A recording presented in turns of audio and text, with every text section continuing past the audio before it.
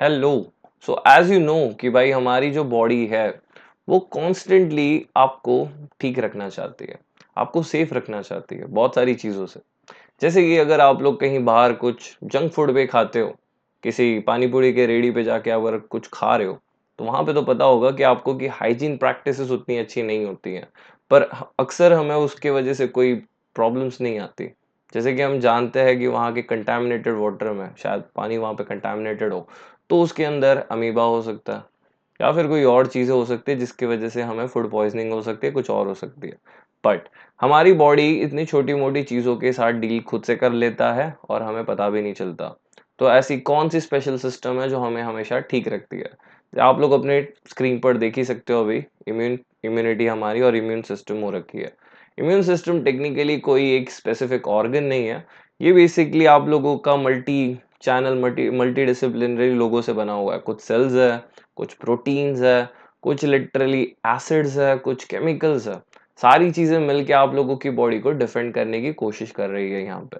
ठीक है, तो वन बाय वन एकदम फंडामेंटल्स इसके चेक करके लेते हैं, ताकि आपके एग्जाम में अगर ये वाले टॉपिक्स आ रहे हैं तो आपको एकदम परफेक्टली पता हो। ठीक है, चलिए शुरू करते हैं। तो यहाँ पे हम लोग देखेंगे अबाउट आवर इम्यूनिटी। जैसे कि आप लोग जानते हो कि हमारी बॉडी के अंदर बहुत सारी चीजें और आसपास बहुत सारी फिल्थी चीजें रहती है। जैसे कि आप लोगों के स्किन के ऊपर अभी भी बहुत सारे बैक्टीरियाज है जो अपॉर्चुनिटी का वेट कर रहे हैं कि कब आपको इन्फेक्ट कर पाए। वायरसेस अभी जो आप सांस ले रहे हो हवाओं के अंदर उड़ते हुए रहेंगे। शायद से उस पानी में हो जो आप पीने वाले हो, उस खाने के ऊपर भी हो, शायद से आप खा रहे हो।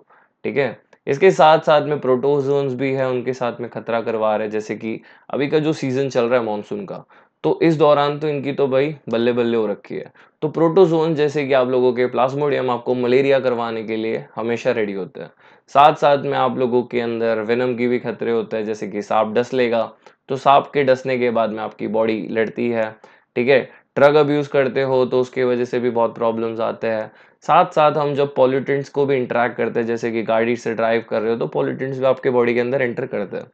एंड इसके बाद में भी जाने के बाद भी काम यहीं पे खत्म नहीं होता। आपके खुद के बॉडी के सेल्स भी यहाँ पे गड़बड़ हो सकता है और वो चले जाएंगे एबनॉर्मल कंडीशन में, रोग हो जाएंगे, जिसे हम लोग कहते हैं कैंसर, जिससे हो जाएगी ट्यूमर फॉर्मेशन। तो इतने सारे खतरे के वजह से आपकी बॉडी कंटिन्यूअसली बैटल में लगी हुई है। There is a constant battle to keep you alive. अब इस बैटल को लड़ रहा है आपके तरफ से आपके डिफेंस फोर्सेस, जिनका नाम है इम्यूनिटी। अब इस इम्यूनिटी, जिसे मैं मिलिट्री बुलाने की पसंद करता हूँ, उसके बारे में देखते करती क्या है। आपकी इम्यूनिटी बेसिकली फाइट करती है। किससे? फॉरेन एजेंट्स, जितने भी बाहर के एजेंट्स आ जाए उन सबसे लड़ेगी। कौन कौन हो सकते हैं? पैथोजेंस, मतलब डिसीज कॉजिंग जो भी है, बैक्टीरिया, वायरस, वो सब। पोलन ग्रेन्स, जो टेक्निकली इतने हार्मफुल नहीं है बट ये भी एंटर कर रहे हैं, इनको भी रिएक्शन हो जाती है, जैसे कि एलर्जीज हो जाती है। केमिकल्स बहुत सारे एंटर करते हैं हमारे बॉडी में, उनको भी नलीफाई करना, उनको बॉडी से बाहर निकालना, उनके साथ डील करने का काम भी यही कर रहा है। एंड आपके बॉडी को प्रोटेक्ट करना है व्हाटएवर इट टेक्स। तो ये बेसिकली इनका ऑब्जेक्टिव हो रखा है। ठीक है, नेक्स्ट अब देखेंगे भाई इम्यूनिटी बेसिकली कितने ब्रांचेस में डिवाइड हो रखी है। तो एज वी नो, थोड़ा सा बेसिक्स हमें पता होगा कि आप लोगों का बचपन से जैसे एक बच्चा पैदा होता है, ऐसा नहीं है कि भाई उसके अंदर बिल्कुल भी खुद को प्रोटेक्ट करने की शक्ति नहीं होती। बच्चा खुद से पैदा होते ही अपने आप को प्रोटेक्ट कर सकता है। जो चीजें बच्चे के पैदा होते ही उसको प्रोटेक्ट करने के लिए वहां पे रेडी होती हैं, उन्हें कहा जाता है इनेट इम्यूनिटी के पार्ट में। ठीक है, इनेट इम्यूनिटी बहुत ही फास्ट होती है, ऑन स्पॉट होती है और बहुत ही क्विक रिएक्ट करती है। ठीक है, बट इसके कुछ घाटे भी है। ठीक है, ये जैसे कि आप लोगों के जो दुश्मन है उनको डिस्क्रिमिनेट नहीं कर पाती। वायरसेस को बैक्टीरिया से, बैक्टीरिया को प्रोटोजोन से डिफरेंशिएट नहीं करती। एक सिंपल मैकेनिज्म है, जो भी ससेप्टेबल दिख रहा है, जो भी थोड़ा सा फिशी लग रहा है, ये हमारे सेल्स का नहीं है या हमारे बॉडी के अंदर का नहीं है और ये खतरा पहुंचा सकता है, उसे ये अटैक कर देता है। ठीक है, जिसकी वजह से इनके अंदर कोई मेमोरी लॉस नहीं होती, ये कुछ सीखते नहीं है अपने एक्सपीरियंसेस की वजह से। एंड दूसरे साइड पे है एक्वायर्ड इम्यूनिटी, जो आप लोगों के डेवलप होने के लिए टाइम लगता है। जैसे कि अगर आपको कोई इन्फेक्शन हो गया, आप मिट्टी में खेल रहे थे बचपन में, तो मिट्टी में करोड़ों बैक्टीरियाज होते हैं, जिसकी वजह से आपकी इम्यूनिटी चार्ज होती रहती है। आप मानो या मत मानो, exposure to infection could also boost your acquired immunity. तो बच्चों के लिए बहुत एसेंशियल होता है ये। ठीक है, साथ साथ में ये काफी स्पेसिफिक होते हैं, मतलब स्पेसिफिकली डील करते हैं। बैक्टीरियाज को मारने के लिए अलग स्ट्रैटेजी होगी, वायरसेस के साथ डील करने के लिए अलग स्ट्रैटेजी है, कोई केमिकल आ रखा है जिसकी वजह से प्रॉब्लम आ रही है तो उसको अलग तरीके से डील करते हैं। यहाँ तक कि कैंसर को भी ये डील कर पाता है बहुत ही स्मार्ट तरीके से।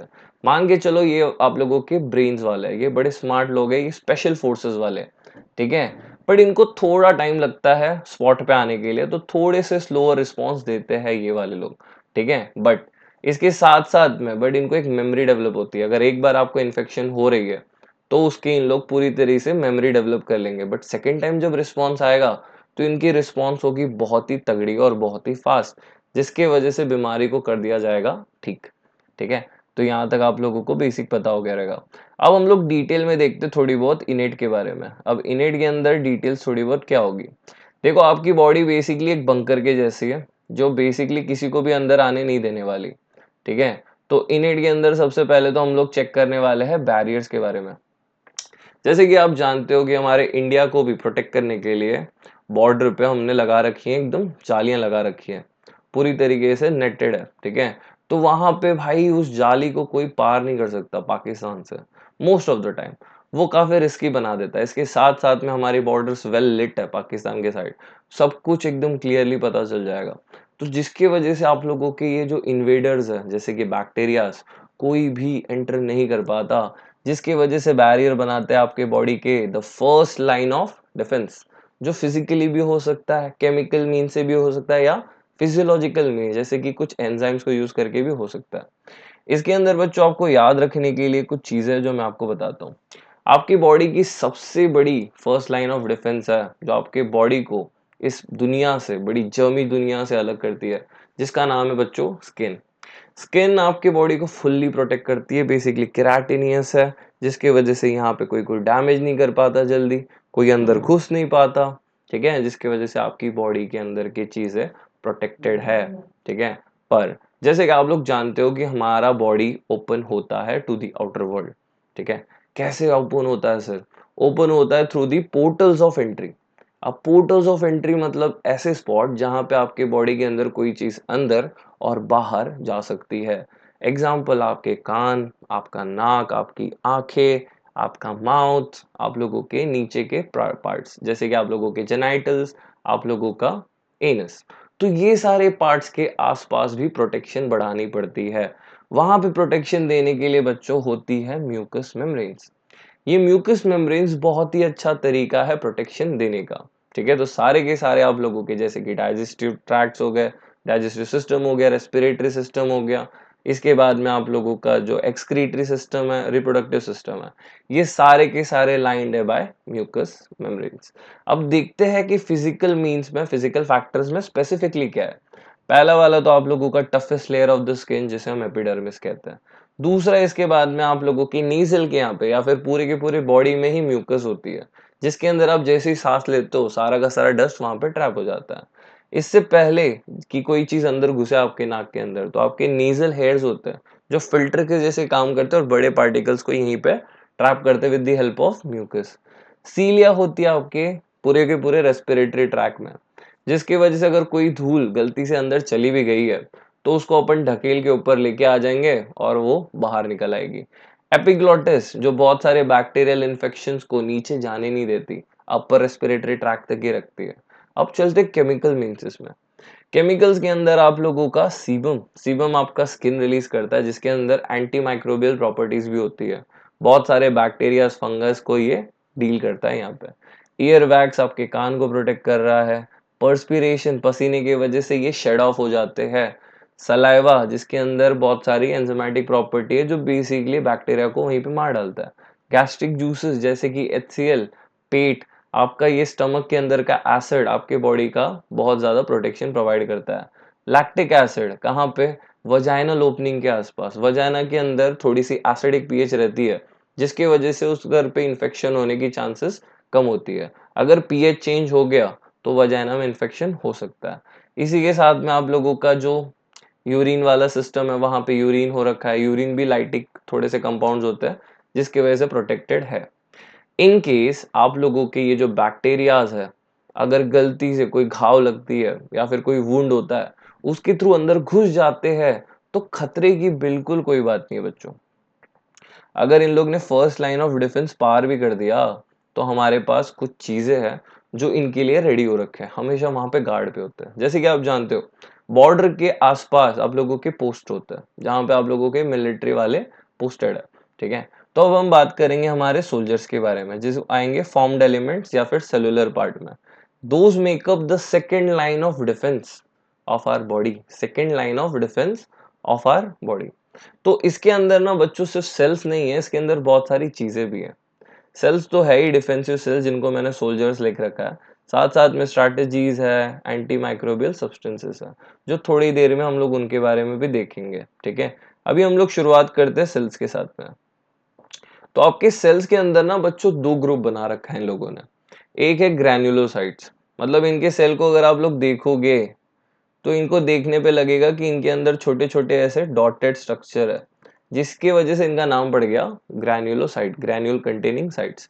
अब इन ग्रैन्यूल्स के अंदर ये कंटेन करते हैं एकदम ही पंची केमिकल्स। अब ये केमिकल्स के पर्पस अलग अलग है, ठीक है, जिसका डिटेल हम लोग एक नया वीडियो बनाएंगे जो पूरा का पूरा सेल्स के ही डिटेल पे बात करेगा, इनेट इम्यूनिटी की और एक्वायर्ड इम्यूनिटी की। अभी सिर्फ इंट्रोडक्शन है तो उतना जान लो। बेसोफिल सेल्स होते हैं, ठीक है, जो बेसिकली फैगोसिटिक नहीं है। फैगोसिटिस क्या होता है भाई साहब? फैगोसिटाइज मतलब होता है, मान के चलो कि आपके पास एक ये सेल हो रखा है। अब यहाँ पे इसने देख लिया एक बैक्टीरिया तैरते हुए, तो इस बैक्टीरिया को कर लेगा, खा जाएगा, बेसिकली एक पैकमैन के जैसा इस छोटे से बैक्टीरिया को खा जाएगा। खा जाएगा मतलब इट वुड ईट इट, खा जाएगा। तो बैक्टीरिया को खा के खत्म करने वाले बेसोफिल्स खा के खत्म करने वालों में से नहीं है, तो फैगोसिटाइज नहीं करते, खाते नहीं है बैक्टीरिया को। पर इनके पास एक स्पेशल तरीका है जिसको यूज करके ये लोगों को बुला सकते हैं, ठीक है। ये अपने केमिकल्स रिलीज करते हैं, हिस्टामिन हिपैरिन नाम के, जिसकी वजह से आप लोगों के दूसरे सोल्जर्स आ जाते हैं ऑन स्पॉट, ठीक है। नेक्स्ट वाले में देखते हैं यूसिनोफिल। अगर आपको कभी हेलमिंथिक बीमारी हो गई है, जैसे कि वर्म्स हो जाते हैं आपके बॉडी के अंदर, पैरासाइट्स रहने लगते हैं, तो उनसे लड़ने का जिम्मा इनको दे रखा है यूसिनोफिल्स को। Neutrophils one of the most abundant WBC, सारे के सारे व्हाइट ब्लड सेल्स है, ये तो आप जानते ही हो। तो ये आप लोगों के स्पॉट पे सबसे पहले पहुंचते हैं, मान के चलो एकदम पोस्टेड बीएसएफ के सोल्जर है, ये लड़ाई की शुरुआत करते हैं, मतलब लड़ाई ये सबसे पहले लड़ रहे हैं आप लोगों के लिए, ठीक है। इसके बाद में साथ साथ मास्ट सेल्स भी होते हैं जो बेसोफिल्स के जैसे सिमिलर है। अब उसके साथ में हेल्प करने के लिए मोनोसाइट्स होते हैं। मोनोसाइट ज्यादा करके ब्लड में है, ये फैगोसाइटिक सेल्स है, ये खा जाते हैं चीजों को, न्यूट्रोफिल्स के जैसे। मैक्रोफाज मोनोसाइट से ही बने हुए रहते हैं। कुछ लोग आप लोगों के सेल्स में फिक्स पोस्टेड है, कुछ लोग फ्री टू रोम हो रखे हैं आपके टिश्यू में, ठीक है, ब्लड में नहीं मिलते ये वाले। डेंड्राइटिक सेल्स सिमिलर तरीके से आप लोगों के मोनोसाइट से ही बनता है, बट इनका काम बड़ा इंटरेस्टिंग सा, इनके पास आप लोगों के सूडोपोड्स के जैसे होते हैं। ये एक्सटेंड करके अपने साइटोप्लाज्मिक एक्सटेंशन को, चीजों को पकड़ के अपने पास ला के खा लेते हैं। और इनका एक और रोल है, इनका एक और रोल ये है कि भाई ये ब्रिज करते हैं आप लोगों के इनेट इम्यूनिटी को एक्वायर्ड इम्यूनिटी के साथ में, जो डिटेल अपन बाद में पढ़ेंगे, ठीक है। अभी के लिए मान के चलो कि ये इनका रोल और भी ज्यादा है, ठीक है। अगले में चलते हैं अपन लोग, थोड़ा स्ट्रैटेजीज देखते हैं। स्ट्रैटेजीज क्या हो रखी है? स्ट्रैटेजीज के अंदर आपकी बॉडी को जैसे ही पता चलता है कि कोई अंदर घुस चुका है, तो वो बोलती है कि भाई इसे लड़ने के लिए और चीजें बढ़ाने के लिए, सबको एक्टिवेट करने के लिए गर्मी बढ़ा देते हैं। तो गर्मी की वजह से आपकी बॉडी के अंदर हो जाता है इंक्रीज इन टेम्परेचर। कहाँ पे होता है? हाइपोथैलेमस में होता है।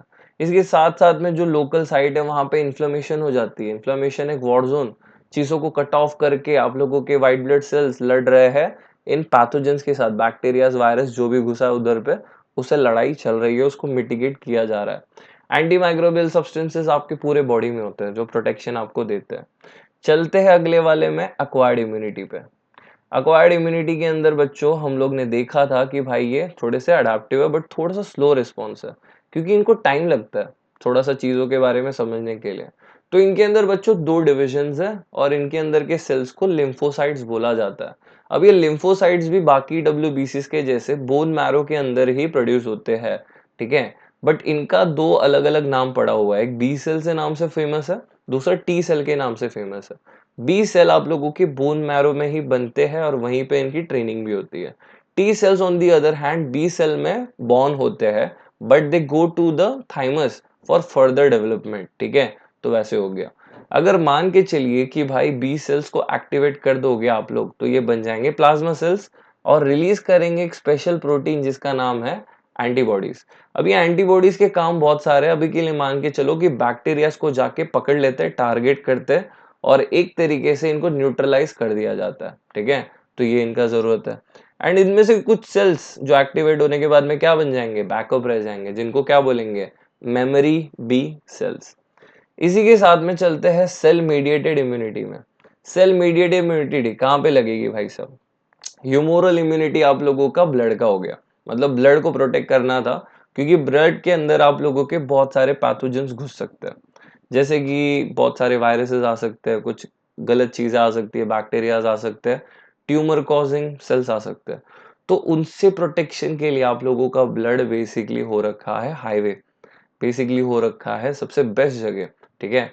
तो इसीलिए ब्लड को प्रोटेक्शन देना बहुत इंपॉर्टेंट बन जाता है, ठीक है। इसके बाद में चलते सेल मीडिएटर। अगर आपको वायरस इन्फेक्ट कर चुका है, कैंसर हो चुका है, तो उसके अंदर ये सेल मीडिएटेड, अगर कोई सेल के अंदर छुपा हुआ कोई है और उसके साथ डील करना है, तो उसके लिए भाई साहब आप लोगों के सेल मीडिएटेड इम्यूनिटी प्रोवाइड करते हैं टी सेल्स। टी सेल्स के अंदर टाइप्स और उस टाइप के हिसाब से इनका काम है। पहले वाले तो हेल्पर वाले, हेल्पर को मैंने यहाँ पे ट्रेनर लिखा है, क्योंकि टेक्निकली ये सेल एक्टिवेशन में हेल्प करते हैं। मतलब बहुत सारे जो अलग अलग टाइप के सेल्स है, जैसे कि बी सेल्स, मैक्रोफाजेस और बहुत सारे अलग अलग सेल्स, सभी को कमांड ये करते हैं by the help of a special chemical known as cytokines. Cytokines use करते हैं और बाकी सारे लोगों को गाइड करते हैं कि उनको क्या करना चाहिए वहां पे, ठीक है। तो इनका काम वो वाला हो रखा है। इसके साथ साथ में अभी यहाँ पे कुछ लोगों का नाम यहाँ पे दिया हुआ है as cytotoxic cells. Cytotoxic cells आप लोगों के किलर्स होते हैं, दे आर द डिस्ट्रॉयर्स। इनको जब एक्टिवेट कर दिया गया, बोला गया कि ऐसे ऐसे सेल्स को डिस्ट्रॉय करना है, अगर उनको वहां पे कोई सेल ऐसा दिख रहा है कि थोड़ा सा फिशी है, थोड़ा सा सस्पिशियस लग रहा है, कैंसर कॉजिंग है क्या, तो उन कैंसर कॉजिंग सेल्स को डिस्ट्रॉय करने में हेल्प करते हैं साइटोटॉक्सिक सेल्स, ठीक है। नेक्स्ट स्टेप है भाई, ये साइटोटॉक्सिक सेल्स को रोकना भी पड़ता है। अगर रोकेंगे नहीं तो भाई जितने फायदे के थे उतना डैमेज भी कर सकते, गलत लोगों को मारने लग जाएंगे। तो उनको रिलैक्स करवाने के लिए, शांत करवाने के लिए आता है आप लोगों का सप्रेसर टी सेल्स, जो करवाता है इनको रिलैक्स, ठीक है। और इनमें से साइटोटॉक्सिक में से कुछ लोगों को रोक लिया जाता है as a reserve, as a backup. तो ये हो जाते हैं आप लोगों के मेमोरी टी सेल्स। तो this was the basic guys. ये बड़ा बेसिक सा फंडामेंटल सा हमने बात किया इम्यून सिस्टम के ऊपर। पूरी डिटेल की वीडियो हम लोग कवर करेंगे about the antibodies. We would talk about like cell mediated immunity, humoral immunity, हर एक टॉपिक यहाँ पे जो भी है सबके ऊपर हम वीडियो बनाने वाले हैं। तो अगर आपको आज का वीडियो पसंद आया हो तो लाइक करना मत भूलिए। अपने सजेशन आप कमेंट बॉक्स में डाल सकते हो कि हम क्या करना चाहते हैं। आप एक स्पेसिफिक वीडियो फॉर्मेट में देखना चाहते हो, हमें बताइए, हम उसके ऊपर भी काम करेंगे। अगर आपने अभी तक सब्सक्राइब नहीं किया हो तो अभी जाके सब्सक्राइब कर लो और नोटिफिकेशन मिलने के लिए उस बेल आइकन को दबा दो, ठीक है। और ऐसे वीडियोस के लिए हमारे साथ बने रहिए। तब तक के लिए थैंक्स फॉर वॉचिंग।